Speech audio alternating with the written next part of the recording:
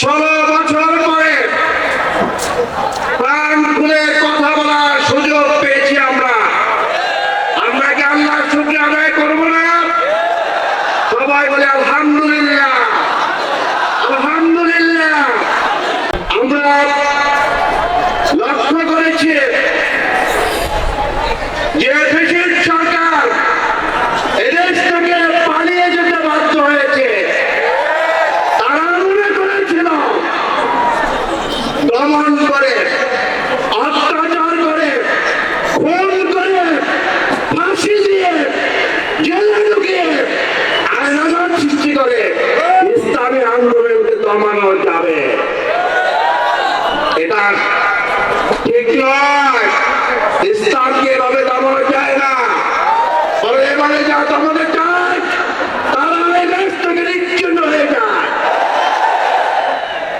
অতএব ইসলামী আন্দোলনকে দমানো যাবে না। এই ভুবনটা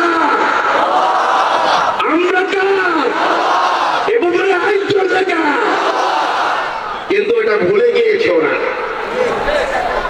এদেশের যদি এদেশের মুসলমান জাতিকে রাখতে এদেশের মাটিতে আর কোন অনিসলামিক চিন্তা বাস্তবায়ন করতে দেওয়া হবে না। এদেশের মানুষ আর কোনোদিন শিকার হবে না। এদেশ থেকে জালেমদেরকে উদ্ধার করতে হবে।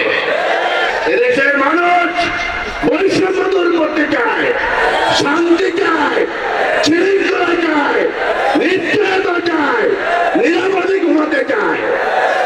আপনারা কি চান না?